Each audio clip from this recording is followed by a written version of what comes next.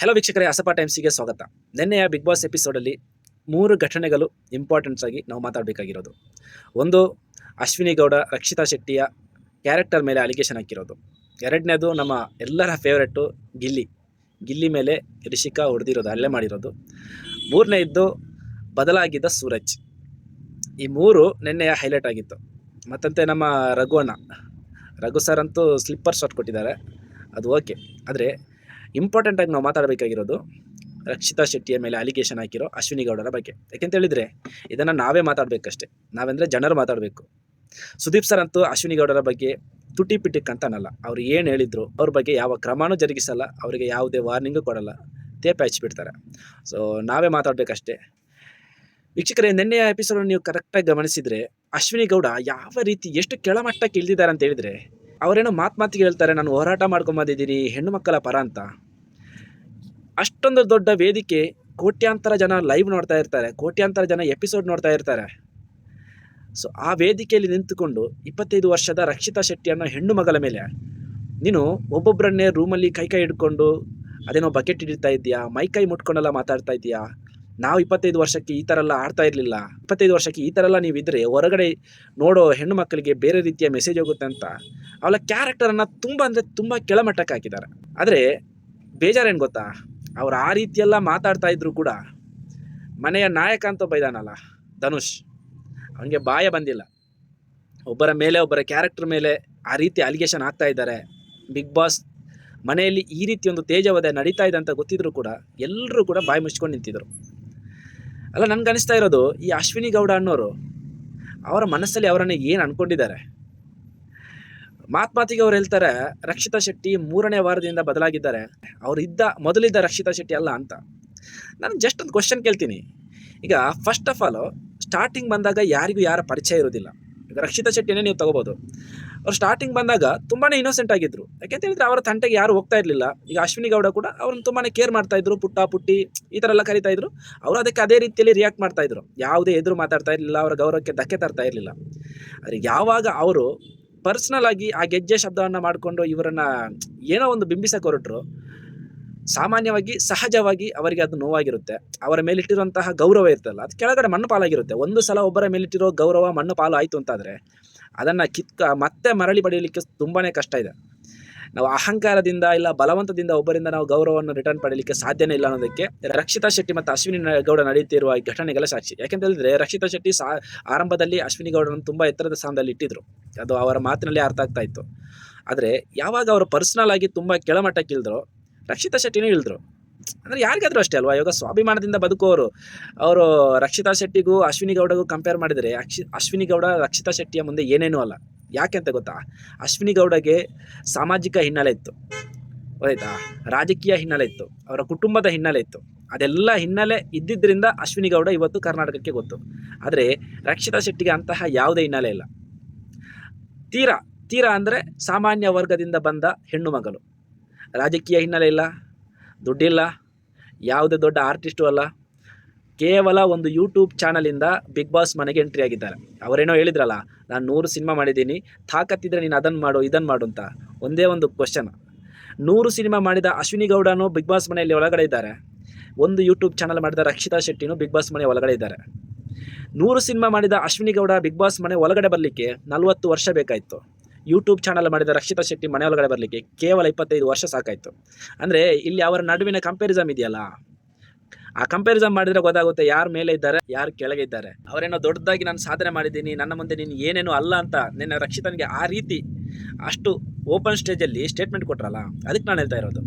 ರಕ್ಷಿತಾ ಶೆಟ್ಟಿಯ ವಯಸ್ಸಲ್ಲಿ ಅವರು ಮಾಡಿರುವ ಸಾಧನೆ ಮುಂದೆ ಅಶ್ವಿನಿ ಗೌಡದ್ದು ಎಂಥದ್ದು ಅಲ್ಲ. ಯಾಕೆಂತ ಹೇಳಿದರೆ ಅಶ್ವಿನಿ ಗೌಡ ಮಾಡಿರೋದೆಲ್ಲನೂ ಅವರ ಪ್ರತಿಭೆ ಇದೆ ಇಲ್ಲ ಅಂತಲ್ಲ, ಆದರೆ ಅವರಿಗೆ ಸಪೋರ್ಟ್ ಇದೆ. ಅದೇ ರೀತಿಯಾಗಿ ರಕ್ಷಿತಾ ಶೆಟ್ಟಿಗೆ ಯಾವ ಸಪೋರ್ಟ್ ಇಲ್ಲ ರೀ, ಅವಳು ಸ್ವಂತ ಪ್ರತಿಭೆಯಿಂದ ಮೇಲೆ ಬಂದವಳು. ನೀವು ಒಂದು ಅರ್ಥ ಮಾಡ್ಕೊಳ್ಳಿ, ಅವ್ರಿಗೆ ಇವಾಗ ಸ್ವತಃ ಅಶ್ವಿನಿ ಗೌಡಗಾದರೂ ಅಷ್ಟೇ, ರಿಷಿಕಾ ಶೆಟ್ಟಿಗಾದರೂ ಅಷ್ಟೇ, ಇನ್ನು ಅವಳು ಇನ್ನೊಬ್ಳು ಹೊಸಬ್ಳು ಬಂದಲ್ಲ ಬಾಯಿ ಬಿಡಕ್ಕೆ, ಅವಳಿಗಾದ್ರೂ ಅಷ್ಟೇ, ಅವ್ರು ಯಾರಿಗೂ ಕೂಡ ರಕ್ಷಿತಾ ಶೆಟ್ಟಿಯ ನಿಜವಾದ ಮುಖ ಅಂದರೆ ಅವಳ ಧೈರ್ಯ ಖಂಡಿತ ಗೊತ್ತಿಲ್ಲ. ಗೊತ್ತಿದ್ದರೆ ಈ ಸಾಹಸಕ್ಕೆ ಇಳಿತಾನೇ ಇರಲಿಲ್ಲ.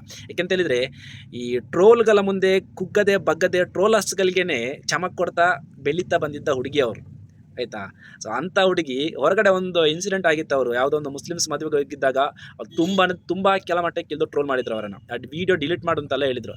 ಅವಳ ಫೇಸ್ಗೆ ಫುಲ್ಲು ಬುರ್ಕವನ್ನೆಲ್ಲ ಎಡಿಟ್ ಮಾಡಿಬಿಟ್ಟು ಇನ್ನೇನೋ ಮಾಡ್ತಾ ಇದ್ದಾರೆ ಅಂತೆಲ್ಲ, ಈಗ ಕನ್ವರ್ಟ್ ಮಾಡ್ತಾಯಿಲ್ಲ ಹಂಗೆ ಹಿಂಗೆ ಅಂತೆಲ್ಲ ಅವರಿಗೆ ಅಲಿಗೇಷನ್ ಬಂದಿತ್ತಂತೆ. ಸೊ ಆ ಸಂದರ್ಭದಲ್ಲಿ ಅವರೊಂದು ಇಂಟರ್ವ್ಯೂಲ್ಲಿ ಹೇಳ್ತಾಳೆ, ನಾನು ಅವತ್ತೇನಾದರೂ ವಿಡಿಯೋ ಏನಾದರೂ ಡಿಲೀಟ್ ಮಾಡಿರ್ತಿದ್ರೆ ಅವರಿಗೆ ನಾನು ಭಯ ಪಟ್ಟಂಗಾಗುತ್ತೆ. ಸೊ ನನ್ನನ್ನು ಅವರ ಕೆಟಗರಿಗೇ ಸೇರಿಸ್ಕೊತಾ ಇದ್ರು. ಸೊ ನಾನು ಅದಕ್ಕೆ ವೀಡಿಯೋ ಡಿಲೀಟೇ ಮಾಡೋಕ್ಕೆ ಹೋಗಿಲ್ಲ, ನಾನು ಮಾಡೋದಿಲ್ಲ, ನಾನು ಇರೋದೇ ಹಿಂಗೆ, ನಾನು ಚೇಂಜೇ ಆಗಲ್ಲ ಅಂತ. ಸಮಾಜದಲ್ಲಿ ಈ ರೀತಿಯ ಒಂದು ಅಪವಾದ ಬಂದಾಗ ಧೈರ್ಯದಿಂದ ಫೇಸ್ ಮಾಡಿದಂಥ ಹುಡುಗಿ ಅವಳು. ಸೊ ಅಂಥದ್ರಲ್ಲಿ 4 ಜನ ಇಲ್ಲ 3 ಜನ ನಿಂತ್ಕೊಂಡು ಬಿಗ್ ಬಾಸ್ ಮನೆಯೊಳಗಡೆ ಏನಾದರೂ ನಾನು ಅವರನ್ನು ಕಿತ್ತಾಕ್ಬಿಡ್ತೀನಿ ಅಂತ ಹೇಳಿದ್ರೆ ಬಿಟ್ಬಿಡ್ತಾರ? ಒಂದು ವೇಳೆ ಎಲ್ಲಿಯಾದರೂ ಅವರಿಗೆ ಸರಿಯಾಗಿ ಕನ್ನಡ ಮಾತಾಡಲಿಕ್ಕೆ ಬರ್ತಿದ್ರೆ, ನಮ್ಮ ಥರ ಇಲ್ಲ ಅಶ್ವಿನಿ ಗೌಡ ಅವ್ರ ಥರ ಕನ್ನಡ ಮಾತಾಡಲಿಕ್ಕೆ ಬರ್ತಿದ್ರೆ 25 ವರ್ಷದ ಹುಡುಗಿಯ ಮುಂದೆ ಉಂಟಲ್ಲ 45 ವರ್ಷದ ಅಶ್ವಿನಿ ಗೌಡ ಲೆಕ್ಕನೇ ಇರ್ತಿರ್ಲಿಲ್ಲ. ಯಾಕೆಂದರೆ ಅಶ್ವಿನಿ ಗೌಡರ ಬಗ್ಗೆ ಒಂದು ರೀತಿಯ ರೆಸ್ಪೆಕ್ಟ್ ಇತ್ತು ಸ್ಟಾರ್ಟಿಂಗ್ ಆರಂಭದಲ್ಲಿ, ಆದರೆ ಅದೆಲ್ಲವನ್ನು ಕಳ್ಕೊಂಡು ಬಿಟ್ಟರು ಅವರು. ನಿನ್ನೆ ಅಂತೂ ತೀರಾ ಕೆಳಮಟ್ಟಕ್ಕಿಳಿದ್ರು. ಒಂದು ವೇಳೆ ಈ ವಿಚಾರವಾಗಿ ಕಿಚ್ಚ ವಾರಾಂತ್ಯದಲ್ಲಿ ಏನಾದರೂ ಅಶ್ವಿನಿ ಗೌಡರಿಗೆ ಕ್ಲಾಸ್ ತಗೊಂಡ್ರೆ ಅವರ ಬಗ್ಗೆ ಇರುವ ಒಂದು ತೂಕ ಹೆಚ್ಚಾಗ್ತದೆ, ಇಲ್ಲಾಂದರೆ ಖಂಡಿತ ಇಲ್ಲ. ಯಾಕೆಂತ ಹೇಳಿದ್ರೆ ಮೊನ್ನೆ ರಿಷಿಕಾ ಶೆಟ್ಟಿ ಮತ್ತು ಸ್ಪಂದನ ಬಗ್ಗೆ ರಕ್ಷಿತಾ ವಿಚಾರದಲ್ಲಿ ಯಾವುದೊಂದು ಅವ್ರ ಕ್ಯಾರೆಕ್ಟರ್ ಬಗ್ಗೆ ಇಲ್ಲ ಅವರ ವ್ಯಕ್ತಿತ್ವದ ಬಗ್ಗೆ ಏನೋ ಮಸಿ ಬರುತ್ತೆ ಅಂತ ಹೇಳುವಾಗ ಸುದೀಪ್ ಸರ್ ಅಷ್ಟೊಂದು ಕ್ಲಾರಿಟಿ ಕೊಟ್ಟು ಸಂಡೇನೂ ಕೂಡ ಅವರನ್ನು ಮೇಲೆ ಕೆತ್ತಿದ್ದಾರೆ. ಆದರೆ ಒಂದು ಹೆಣ್ಣು ಮಗುವಿನ ಬಗ್ಗೆ ಅಷ್ಟೊಂದು ಚೀಪಾಗಿ ಅವಳ ಕ್ಯಾರೆಕ್ಟರ್ ಬಗ್ಗೆ ಅಂದರೆ, ಹಾಗಾದರೆ ಆ ಬಿಗ್ ಬಾಸ್ ಮನೆಯೊಳಗಡೆ ಇರುವ ಯಾರು ಕೂಡ ಅಂಟ್ಕೊಂಡು ಮಾತಾಡ್ತಾ ಇಲ್ವಾ? ಬಿಗ್ ಬಾಸ್ ಮನೆಯಲ್ಲಿ ಇಷ್ಟೊಂದು ಚೀಪಾಗಿ ಯಾರು ಕೂಡ ಮಾತಾಡ್ತಾ ಇಲ್ಲ, ಆ 3 ತ್ರಿಮೂರ್ತಿಗಳು ಬಿಟ್ಟು. ಈಗ ನಾನು ಕೇಳ್ತಾ ಇರೋದು ಅಶ್ವಿನಿ ಗೌಡರವರಿಗೆ, ಇವಳು ರಿಷಿತಾ ಸ್ಟಾರ್ಟಿಂಗ್ ಬಂದಾಗ ಗಿಲ್ಲಿಯನ್ನು ತೊಡೆ ಮೇಲೆ ಮಲಗಿಸ್ಕೊಂಡು, ಚಂದ್ರಪ್ರಭಾವನ್ನು ತೊಡೆ ಮೇಲೆ ಮಲಗಿಸ್ಕೊಂಡು ಏನೇನೋ ಒಂಥರ ಅಸಹ್ಯ ಎಲ್ಲ ಮಾಡಿದರು. ಆವಾಗ ಯಾರಿಗೂ ಈ ರೀತಿಯ ಒಪಿನಿಯನ್ ಬಂದಿಲ್ಲಲ್ಲ. ಇನ್ನು ಇವರು ಸೂರಜ್ ಮತ್ತು ಅವರು ರಶಿಕಾ ಅವರನ್ನು ಸೊಸೆ ಮಗ ಅಂತೆಲ್ಲ ಏನೋ ಕೊಂಡಾಡ್ತಾ ಇದ್ರು, ಅಲ್ಲಿ ಏನೇನೋ ಮಾಡ್ಕೊತಾ ಇದ್ರಲ್ಲ, ಆವಾಗ ಈ ಮಾತು ಬಂದಿಲ್ಲ. ಯಾಕೆಂತ ಹೇಳಿದರೆ ಅವ್ರು ನಿಮ್ಮ ಬಕೆಟು. ನಿಮಗೆ ಯಾವಾಗ ಈ ಮಹಿಳಾ ಪರ ಯೋಚನೆಗಳು, ಸಂಸ್ಕೃತಿ ಇದೆಲ್ಲ ನೆನಪಿಗೆ ಬರೋದು ಅಂತ ಹೇಳಿದರೆ, ಯಾರು ನಿಮ್ಮ ವಿರುದ್ಧ ಮಾತಾಡ್ತಾರೆ, ಯಾರು ನಿಮ್ಮ ಮಾತಿಗೆ ಎದುರಾಡ್ತಾರೆ, ಸೊ ಆವಾಗ ನಿಮಗೆ ಈ ಸಂಸ್ಕೃತಿ, ಸಭ್ಯತೆ ಇದೆಲ್ಲ ನೆನಪಿಗೆ ಬರುತ್ತೆ. ಆ್ಯಕ್ಚುಲಿ ಇದು ಯಾವುದು ಕೂಡ ಅವರಿಗೆ ಸಭ್ಯತೆ ಆಗಲಿ ಇದು ಯಾವುದು ಮ್ಯಾಟ್ರ್ ಅದಲ್ಲ. ಅವರನ್ನು ಕುಗ್ಗಿಸಬೇಕು, ಆಯ್ತಾ? ಅವರ ಧೈರ್ಯವನ್ನು ಕುಗ್ಗಿಸಿ ಅವರನ್ನು ಮಂಡಿಯೂರಿಸಬೇಕು. ಸೊ ಅದಕ್ಕೆ ಯಾವ ಮಟ್ಟಕ್ಕೆ ಬೇಕಾದರೂ ಅಶ್ವಿನಿ ಗೌಡ ಇಳಿತಾರೆ ಅನ್ನೋದನ್ನು ನಿನ್ನೆ ಅವರು ನಿರೂಪಿಸ್ತಾರೆ. ಆದರೆ ಅದು ಅವರಿಗೆ ತಪ್ಪಿದೆ. ಅವಳು ರಕ್ಷಿತಾ ಶೆಟ್ಟಿ, ಬೇರೆ ಯಾರೂ ಅಲ್ಲ. ಬೇರೆ ಯಾರಾದರೂ ಬಹುಶಃ ಅವ್ರು ಆ ಥರ ಎಲ್ಲ ಮಾತಾಡುವಾಗ ಸುಮ್ಮನಿರ್ಬೋದು. ಇವಾಗ ಕಾವ್ಯ ಅನ್ನೋದ್ರು ಅಷ್ಟೇ, ಕೆಲವೊಂದು ಸಲ ಟ್ರಿಗರ್ ಆದರೆ ಮಾತಾಡ್ತಾಳೆ ಬಿಟ್ಟರೆ, ಇಲ್ಲಾಂದರೆ ಅವ್ರು ಮಾತಾಡಲ್ಲ. ಆದರೆ ರಕ್ಷಿತಾ ಶೆಟ್ಟಿ ಆಗಲ್ಲ, ಅವ್ರಿಗೆ ತಪ್ಪಿದೆ. ಇದು ಇವ್ರದ್ದು ನಮ್ಮ ಶೆಟ್ಟಿ ಅವ್ರದ್ದೊಂದು ಡೈಲಾಗ್ ಇದೆಯಲ್ಲ, ದಾರಿ ತಪ್ಪಿ ಬಂದಿದೆ ಅಂತ. ನೀವು ದಾರಿ ತಪ್ಪಿ ಬಂದಿದ್ದೀರ ಅಷ್ಟೇ, ಅದು ರಕ್ಷಿತಾ ಶೆಟ್ಟಿ, ಬೇರೆ ಯಾರಾದರೂ ಓಕೆ. ಇನ್ನು ಗಿಲ್ಲಿ ಮತ್ತು ರಿಷಿತಾ ವಿಚಾರ, ಲೈಕ್ ಅವ್ರ ಬಟ್ಟೆ ತಗೊಂಡೋಗಿ ಬಾತ್ರೂಮ್ ಹತ್ರ ಇಟ್ಟಿದ್ದು ಮತ್ತು ಹೊಡೆದಾಡ್ಕೊಂಡಿದ್ದು. ಸೊ ಅದನ್ನು ನಾವು ಒಂದು ಕಡೆ ನಿಂತು ಯಾವತ್ತೂ ಜಡ್ಜ್ಮೆಂಟ್ ಕೊಡೋಕ್ಕಾಗಲ್ಲ. ಅಲ್ಲಿ ಏನು ನಡೆದಿದೆ ಏನು ನಡೀಲಿಲ್ಲ ಅಂತ ಲೈವ್ ನೋಡಿದವ್ರಿಗೆ ಗೊತ್ತಿರುತ್ತೆ. ಇನ್ನೂ ನಾಡಿದ್ದು ಸುದೀಪ್ ಸರ್ ಪಂಚಾಯತಿಗೆ ಎಲ್ಲೇ ಸರಿ ಮಾಡಬೇಕಂತ. ಯಾಕಂತ ಹೇಳಿದರೆ ಗಿಲ್ಲಿಯಲ್ಲಿ ಬಟ್ಟೆ ತಗೊಂಡೋಗಿ ವಾಶ್ರೂಮಲ್ಲಿ ಇಟ್ಟಿದ್ದು ಎಷ್ಟು ಸರಿ ಅನ್ನೋದು ನಾವು ಆಲೋಚನೆ ಮಾಡಬೇಕು. ಹಾಗಂದ ಮಾತ್ರಕ್ಕೆ ಗಿಲ್ಲಿಗೆ ಆ ರೀತಿ ಹೊಡೆದಿದ್ದು ತಪ್ಪು, ಅದು ಖಂಡಿತ ತಪ್ಪು. ಬೇರೆ ಏನಾದರೂ ಮಾಡ್ಬೋದಿತ್ತು. ಬಟ್ ಅಲ್ಲಿ ಯಾವುದೊಂದು ಕ್ರಿಯೆಗೆ ಪ್ರತಿಕ್ರಿಯೆ ನಡೆದಿದೆ, ಅದನ್ನು ನಾವು ಅಷ್ಟು ಈಸಿಯಾಗಿ ತಗೊಂಡು ಜಡ್ಜ್ಮೆಂಟ್ ಪಾಸ್ ಮಾಡ್ಬೇಕಂತೇನಿಲ್ಲ. ಇನ್ನು ಖುಷಿಯಾಗಿರೋದೇನಂತ ಹೇಳಿದರೆ, ನಮ್ಮ ಸೂರಜ್ ಫಸ್ಟ್ ಬಂದವತ್ತು ಯಾವುದೋ ಒಂದು ಮಿಂಚಿನ ಓಟವನ್ನು ಓಡಿಸಿದ್ರು.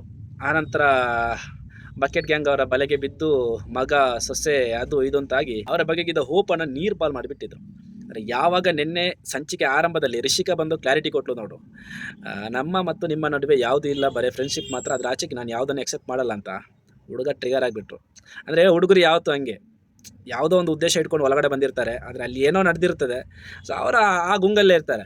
ಆ ಗುಂಗಿನಿಂದ ಸೂರಜ್ ನಿನ್ನೆ ಹೊರಗೆ ಬಂದಿರೋ ಥರ ಇದೆ. ಯಾಕೆಂತ ಹೇಳಿದರೆ ರಿಷಿತಾಗೊಂದು ಕೊಟ್ಟರು ನಮಗೆ ಶಾಕು.